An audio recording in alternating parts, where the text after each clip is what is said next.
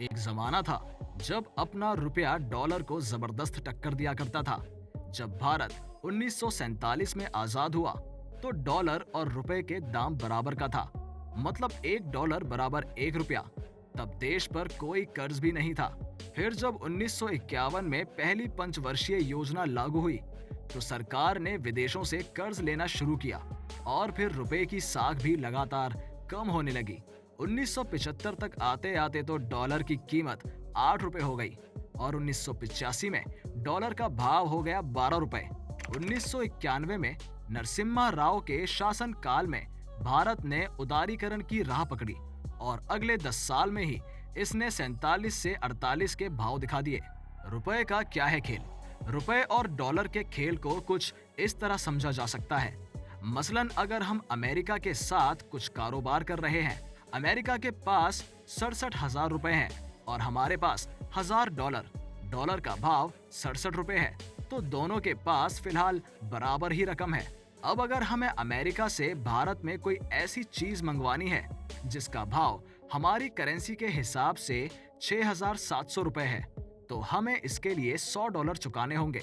अब हमारे विदेशी मुद्रा भंडार में बचे 900 डॉलर और अमेरिका के पास हो गए 73,700 रुपए। इस हिसाब से अमेरिका के विदेशी मुद्रा भंडार में भारत के जो 67,000 रुपए थे वो तो हैं ही, भारत के विदेशी मुद्रा भंडार में जो 100 डॉलर थे वो भी उसके पास पहुंच गए। इस मामले में भारत की स्थिति तभी ठीक हो सकती है अगर भारत अमेरिका को 100 डॉलर का सामान बेचे, जो अभी नहीं हो रहा है। यानी हम इंपोर्ट ज्यादा करते हैं और एक्सपोर्ट बहुत कम। करेंसी एक्सपर्ट एस सुब्रमण्यम बताते हैं कि इस तरह की स्थितियों में भारतीय रिजर्व बैंक अपने भंडार और विदेश से डॉलर खरीदकर बाजार में इसकी पर्याप्त आपूर्ति सुनिश्चित करता है। रुपए की चाल कैसे तय होती है?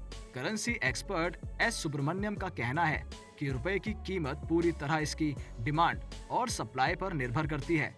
इंपोर्ट और एक्सपोर्ट का भी इस पर असर पड़ता है। हर देश के पास उस विदेशी मुद्रा का भंडार होता है जिसमें वो लेन देन करता है। विदेशी मुद्रा भंडार के घटने और बढ़ने से ही उस देश की मुद्रा की चाल तय होती है। अमेरिकी डॉलर को वैश्विक करेंसी का रुतबा हासिल है और ज्यादातर देश इंपोर्ट का बिल डॉलर में ही चुकाते हैं। रुपया क्यों है कमजोर? डॉलर के सामने अभी के माहौल में रुपए की नहीं टिक पाने की वजह समय के हिसाब से बदलती रहती है। कभी ये आर्थिक हालात का शिकार बनता है तो कभी सियासी हालात का और कभी दोनों का ही। दिल्ली स्थित एक ब्रोकरेज फर्म में रिसर्च हेड ऑफिस इकबाल का मानना है कि मौजूदा हालात में रुपए के कमजोर होने की कई वजह हैं। पहली वजह है तेल के बढ़ते दाम। रुपए के लगातार कमजोर होने का सबसे बड़ा कारण कच्चे तेल के बढ़ते दाम है। भारत कच्चे तेल के बड़े इंपोर्ट्स में एक है। कच्चे तेल के दाम 3.5 साल के उच्चतम स्तर पर हैं और 75 डॉलर प्रति बैरल के आसपास पहुंच गए हैं। भारत ज्यादा तेल इंपोर्ट करता है और इसका बिल भी उसे डॉलर में चुकाना पड़ता है। विदेशी संस्थागत निवेशकों ने भारतीय शेयर बाजारों में जमकर बिकवाली की है। इस साल अब तक विदेशी संस्थागत निवेशकों ने 46,197 करोड़ रुपए से अधिक की बिकवाली की है। अमेरिका में बॉन्ड से होने वाली कमाई बढ़ी। अब अमेरिकी निवेशक भारत से अपना निवेश निकालकर अपने देश ले जा रहे हैं और वहां बॉन्ड्स में निवेश कर रहे हैं। रुपया गिरा तो क्या असर होगा? सवाल ये है कि डॉलर के मुकाबले रुपया इसी तरह गिरता रहा तो हमारी सेहत पर क्या असर होगा? करेंसी एक्सपर्ट सुब्रमण्यम के मुताबिक सबसे बड़ा असर तो ये होगा कि महंगाई बढ़ सकती है। कच्चे तेल का इंपोर्ट होगा महंगा तो महंगाई भी बढ़ेगी। ढुलाई महंगी होगी तो सब्जियां और खाने पीने की चीजें महंगी होंगी। इसके अलावा डॉलर में होने वाला भुगतान भी भारी पड़ेगा।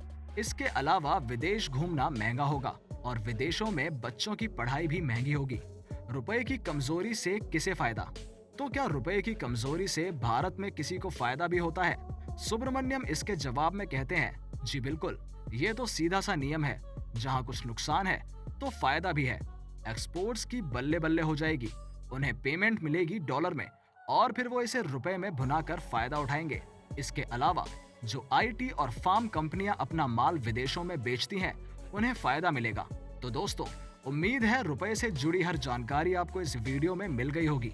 तो उम्मीद है आपको ये वीडियो पसंद आई होगी। अगर हाँ, तो वीडियो को लाइक जरूर करें और अपने दोस्तों में शेयर भी करें और हमारे चैनल को सब्सक्राइब करना बिल्कुल ना भूलें।